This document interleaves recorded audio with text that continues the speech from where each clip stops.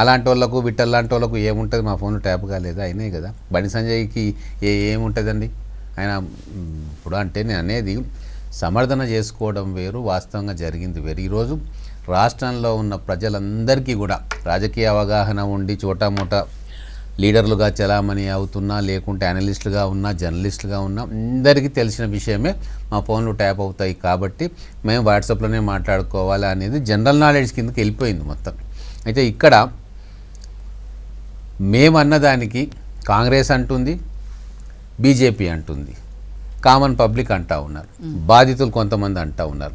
మా మహబూబ్ నగర్లో అయితే ఎక్కడో ఢిల్లీలో ఉన్న వాళ్ళని ఎత్తుకొని వచ్చుకొని లోపలేసి మర్డర్కు ప్లాన్ చేసిర్రు మంత్రికి అని చెప్పి వాళ్ళు దొంగ కేసు చేసి పోలీసులు అత్యుత్సాహం చేసిర్రు, అట్లా ఏం లేదు వాళ్ళు చాలా మంచోళ్ళు అని చెప్పి మళ్ళీ చెప్తాడు ఇప్పుడు అధికారం పోయినాక. అంటే ఎంత ఈజీగా వ్యవస్థను వాడుకున్నారు, అంతే ఈజీగా మేమేం చేయలేదు, మాకేం సంబంధం లేదు అంటారు. అయితే ఇప్పుడు విఠల్ గారు అన్నారు డిలే ఎందుకు అవుతుంది అంటే సమాధానం వాళ్ళే చెప్పింది. 600 మంది యాక్చువల్గా 1000 మందిని చేసిండ్రు. ఎప్పుడైతే ధ్వంసం చేయనీకే పోయినరు, హార్డ్ డిస్కులను కంప్యూటర్ల సాఫ్ట్వేర్ను మార్చాలని, హార్డ్ డిస్క్ను ధ్వంసం చేయాలని చెప్పి చేసినారు. అప్పుడే అర్థమవుతుంది వాళ్ళు చేరాని ఘోరం ఏదో చేసినారు, అది బయటికి వస్తే మాకు ఇబ్బంది అవుతుంది. ఈ లోపలనే మెయిన్ ఎవరైతే కల్పిట్టినారో ఎవరి ఆదేశాలతో కింది స్థాయి పోలీస్ ఆఫీసర్లు చేసినా ఆయన పారిపోయాడు. పారిపోవాల్సిన అవసరం ఏముందండి? సో ఇవన్నీ చూస్తే మనకు అనుమానాలు వస్తున్నాయి. ఇంకొకటి దీంట్లో ఈరోజు బండి సంజయ్ గారు ఒక కొత్త విషయం చెప్పిండ్రు. యాక్చువల్గా కేసీఆర్ గారి గురించి మాకు తెలుసు, ఆయన ఏం చేయాలనుకున్నా కూడా ఆయన డైరెక్ట్గా చెప్పాడు, ఎవరితోటో చెప్పిస్తాడు.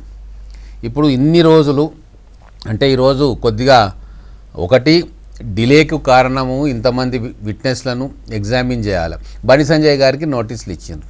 మరి బండి సంజయ్ గారు ఒక పార్లమెంట్ సభ్యుడు, ఒక హోంమంత్రి, కేంద్ర హోంమంత్రి, రేపు ఇచ్చిన డేటా లేదా పోలీసు వాళ్ళు ఇచ్చిన డేట్కి వారికి కుదరదు కదా, వాళ్ళ ఎంగేజ్మెంట్స్ ఉంటాయి కాబట్టి నెల రోజుల తర్వాత వారు వచ్చారు. నాకు ఇచ్చారు నోటీసులు, నేను కూడా బాధితుడిని కాబట్టి నేను ఇంకా విట్నెస్కు పోలేదు. అంటే టైం తీసుకొని పోతాం. ఇట్లా ప్రతి ఒక్క విఐపి ఎమ్మెల్యేలు కావచ్చు, లేకుంటే మంత్రులు కావచ్చు, మాజీ మంత్రులు కావచ్చు, వాళ్ళందరివి అయినాయి కాబట్టి వాళ్ళు వాళ్ళ టైం తీసుకొని పోతున్నారు. కాబట్టి ఇవన్నీ కూడా రికార్డ్ చేయడానికి కూడా టైం పడుతుంది. తర్వాత ప్రభుత్వం కావచ్చు, ముఖ్యమంత్రి గారు కావచ్చు తొందరగా దీన్ని ఏదో కంప్లీట్ చేసేసి ఏమో చూపించి ఎవరినో జైలుకు పెట్టాలని చెప్పి చేయట్లేదు. నాలాంటి వాళ్ళ మీద, మా కుటుంబం మీద ట్యాపింగ్ భూతం అనేది పెట్టినరు, మమ్మల్ని ఇబ్బంది పెట్టినరు అని చెప్పి ఆయన అనుకున్నాడు, మేము కూడా అనుకున్నాం. కాబట్టి మొట్టమొదటిగా కంప్లైంట్ ఇచ్చింది నేను డీజీపీకి, ఫోన్ ట్యాప్ అవుతుంది, నాది అయ్యింది కాబట్టి ఎంక్వైరీ చేయండి అని. కాబట్టి వాళ్ళు చేస్తూ ఉన్నారు.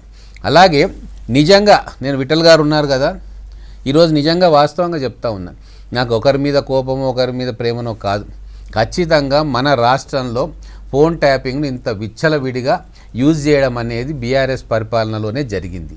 ఈ రికార్డులను ధ్వంసం చేయాలి, పోలీసు వాళ్ళ రికార్డు ఫైల్స్ కాలబెట్టినరు, అవన్నీ మనం విన్నాం. చంద్రబాబు నాయుడు గారు ఓడిపోయి రాజశేఖర రెడ్డి గారు రాగానే ఏవో సచివాలయాల్లో ఫైల్స్ తగలబెట్టిరట అని చెప్పి ఒక పుకారు విన్నాం. కానీ ఏ రోజు కూడా పోలీసు వ్యవస్థ మీద మచ్చ రాలేదండి.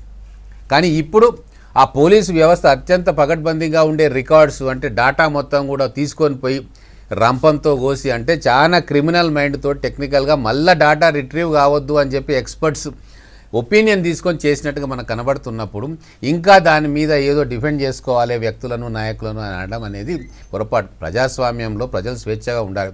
ఈరోజు మేము కోరుకునేది ఏంటంటే రవీంద్రరావు గారు కావచ్చు, ఇంకా నాయకులందరూ కూడా స్వేచ్ఛగా వాళ్ళ వాదనను వినిపించుకోవాలి, వాళ్ళ మూమెంట్స్ను కట్టేలు చేయొద్దు, వాళ్ళ ప్రజాస్వామిక హక్కును, రాజకీయ హక్కును ఎవరు భంగం కలగొద్దని చెప్పి కోరుకుంటున్నాం. కానీ అది కలగొద్దు. ఇప్పుడున్న పాలకులైనా గతంలో ఉన్న పాలకులైనా ఖచ్చితంగా ఇటువంటి వాటికి శిక్ష పడుతుంది అని తెలిసేటట్టుగా మనం చేయాలంటే కేసును పకడ్బందీగా చేసుకోవాలి.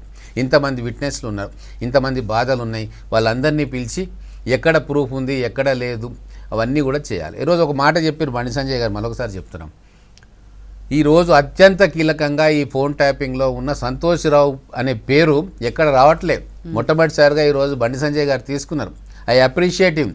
మొత్తం సూత్రధారి సంతోష్ రావే, సాధారణ కార్యకర్త కూడా కాదు. మాకు తెలుసు, మేము పార్టీ పెట్టినప్పటి నుంచి ఉన్నాం. సాధారణ కార్యకర్త కూడా కాదు.